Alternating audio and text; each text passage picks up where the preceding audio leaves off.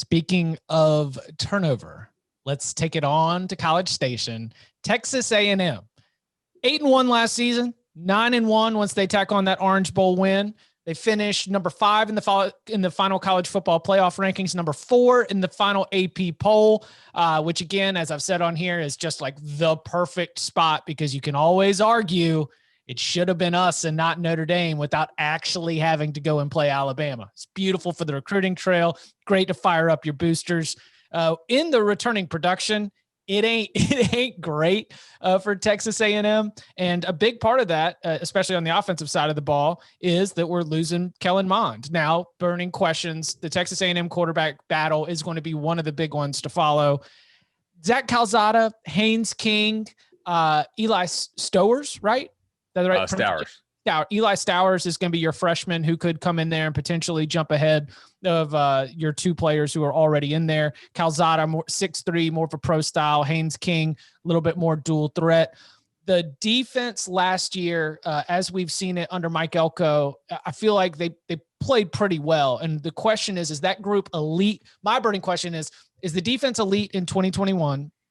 And does it lead the way, if it is elite, for an offense that we can talk about Jimbo Fisher and, whether he's going to open things up, adjust, evolve, or whether we're going to continue to see the same plodding, old school Jimbo approach. And if that defense is not elite, then do we see any changes in the Texas A&M offense in the way that the Aggies take care of business after just incredible, after a very, very good finish last year? The worst thing that I could imagine, for not the worst thing, but a bad thing for Jimbo Fisher would be to check back in this year at 8-4, 7-5. Like it need to keep pushing, need to be able to keep on the gas. You don't want to lose any of this momentum that you've got right now. So how are we feeling about the Aggies? You can take it quarterback, defense, whatever's on the top of y'all's mind. I feel pretty good. They return, I think, what is it, 20 of 22 starters on defense? Mm-hmm. Or pretty close to that. This was already a defense that last year was, top 15-ish in SP plus. I think Mike Elko's really good. They have recruited extremely well along the defensive line. I think that they have an argument for the best defensive line in the SEC. Like they're right there pretty much with anybody, I think. And that's a really great place to start for a defense that has, quite a lot of experience and a defense which will probably help carry the Aggies early. I really don't have many questions on that side of the ball. On the other side of the ball, my main question is, I've said this before, I don't think Jimbo's offense is getting less explosive than it used to be. I just think the rest of college football is getting more explosive around it, and A&M's not moving forward with that. 3 straight years, 95th or worse in passing explosiveness. That's just a huge red cell on any spreadsheet that you keep, right? It lights up. And last year, despite that, they were 10th in the country in offensive SP plus because they were so damn good and so damn consistent and really good at the short stuff and really good running the football. And I think Jimbo's a really good, play caller as far as that kind of stuff. And it's very West Coast, control the ball with the short pass. Honestly, more of their explosive plays happen via the run than the pass. The thing is, now that you lose all these guys, like they didn't have any of their starters miss a game last year on the offensive line. I looked at this. Did you guys see these snap counts? I'm going to read them to you real fast. 669, 669, 669, 668, 646. Every single one of their 5 starters played every snap on the offensive line. And now 4 of those dudes are gone. Like, they have got to find a way to hit explosive plays because Jimbo's offense last year was good enough, in my opinion, to grind out 10, 12 play drives without mistakes because they were very veteran. They knew what they were doing. And their receivers weren't anything special. So it kind of fit. Osborne opted out, and they didn't really have a lot of answers that were ready to step up. And what's his name? Like tore his ACL in the preseason, right? I forgot the kid's name now.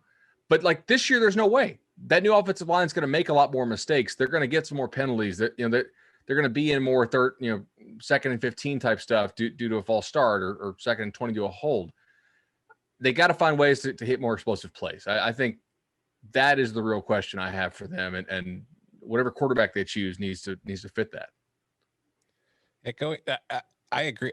You look at the defensive side of the ball. This was a great defense last year. most of it's back. It's probably still going to be a very good defense at a minimum in 2021. So I don't have any concerns on that side of the ball, but I'm with you, bud. Offensively is going to be the question, and it's not just the personnel. It is going to be the offense that you're running, because you mentioned like the lack of explosive plays in the passing attack. If you look at Texas A&M's last year, their offense, it just passed attempts with an air yards of 20 yards or more. For listeners who don't know what air yards are, they're basically just every yard past the line of scrimmage. So if the line of scrimmage is the 20-yard line and the pass is thrown to the 27 before it's caught, that was 7 air yards. But of pass attempts of 20 air yards or more, Texas A&M only had 33 attempts last year. That ranked 13th in the SEC. The only team that threw fewer was Kentucky. The national average was 49. So that just kind of gives you an example or an idea of what we're talking about when it's the lack of explosiveness in the Texas A&M offense. It's not just the players at receiver making big plays. It's not just, it's not having it baked into the playbook. It's not baked into what the routes that they're running. We're talking about kind of a dink and dunk offense, which is becoming more and more obsolete in the college football world and in the NFL world at the same time. So I do think that will hinder Texas A&M unless they take a step forward in that spot. Now, maybe that was just all Jimbo is comfortable calling with Kellen Mond. Maybe he gets a quarterback in there this year where he feels more comfortable opening things up and being more aggressive down the field. You'd like to see it if you're an Aggies fan, because I think that really does raise the ceiling of what this team is able to accomplish in 2021. If you go back and look at Jimbo's offenses without Jameis Winston, who you could argue was a little reckless with the football, especially after they won the national championship, he was taking a lot of the risks down the field and having success with those. And I'm sure it's something that Jimbo is kind of looking for and saying, hey, I need that quarterback to press the ball down the field. The problem is the schemes that he's dialing up are not like, there's a lot, like you see 75% completion percentage rates out there. You're not going to see that in Jimbo's offense. I think it's antiquated, and I think Jimbo is stubborn. I mean, Bud, you know him better than probably anybody, covered him more. Don't you think that's probably a fairly accurate way to? And a lot of college football coaches are stubborn. I don't think he's the type to self-scout and say, yeah, let me copy some other schemes, because that's what you have to do. Is you have to look around and steal schemes from other people and implement those in your system. I don't picture Jimbo doing that. So I don't envision all of a sudden a new look Texas A&M offensive attack, especially with Isaiah Spiller coming back. Like, they're going to lean on the running backs even more. So I think it'll be more traditional, the way college football was played 10 years ago as the way it's played in 2021. Can we get real schemy here for a second? Like Danny, I want to bounce this off you. I've watched Jimbo's offense a lot. I've seen pretty much all the coaching clinics he's ever done. They're out there on the internet if you want to find them, and I've been to some.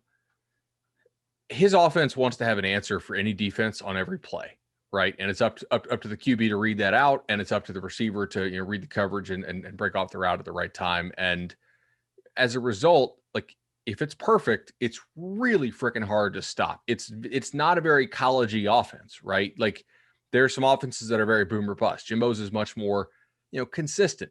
But as a result, you don't get as many yards after the catch because they're not really designing plays that are trying to free up one guy. Like, if you watch Oklahoma or even watch Alabama last year, they would call 2 or 3 shot plays a half at least. And if it wasn't there, okay, check down. But it's really a play designed for one dude. Jimbo's offense, not saying they never do that. That's not true. They do not do that nearly as often as some of these more quote unquote college offenses do, right? And I think that nowadays, Danny, to your point, teams are completing just as a high percentage of passes as A&M does, but they're doing it far, much further down the field, which means that the rest of the sport is getting more explosive around you while you're still kind of running the same thing. And it may be beneath you schematically as a schematic genius to adopt some of these college, kind of lowbrow type concepts that maybe seem like cheating sometimes. But if everybody else is doing it, you're sort of kneecapping yourself if you're not willing to try that some. Look at the success that Sark had with Devontae Smith. You don't think everybody in the country knew the ball was going to go to Devontae Smith, and yet Sark schemed up plays designed to get to him. I mean, some of the stuff was really basic, easy concepts. The play that they had in the championship game against Ohio State. Remember when he ran the little reverse motion? It was just a sprint option to the right, which is a very basic concept that everybody runs. And yet Sark took him out of the backfield, reversed in motion, came back across, and then he went back out. And who was the corner that was covering him that they picked on that was supposed to be? Shaun Wade, who called out, said, yeah, I want Devontae Smith. He was like about to cry. He had tears in his eyes because he's like, I can't keep up with this guy. But like, that's a very simple concept that everybody runs. And Sark just dressed it up a little bit, added a little wrinkle to it. And it's about getting your best players the ball. The game now is about finding those mismatches, finding the weaknesses in the defense and exploiting them. And some of them are very basic concepts like that one.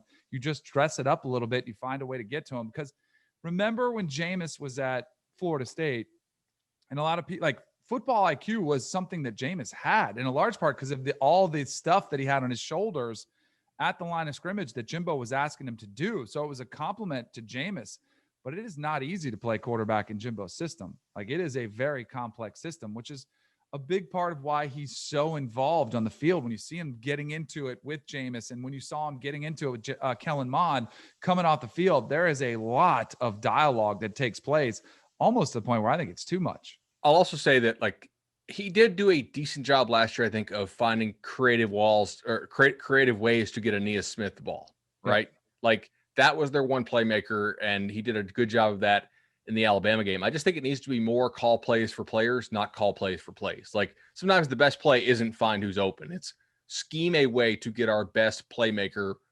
WTFO. And if it's not there, eat it and run. Like, it's not schematically beautiful. You know, it's not perfect. It's not an answer for every defense, except that some of these plays are going to be dead if you get a certain defensive call, but they're going to be wide the hell open if you get another defensive call. You just took us right to a coaching clinic with call players for plays, don't call plays. Wait, call plays for players, don't call plays for plays, and WTFO. I mean, I was in a hotel ballroom at a Sheraton, you know, right off the highway at I-85 somewhere in Concord, listening to somebody give that speech right there. Respect. FTS, feed the studs. Let's go.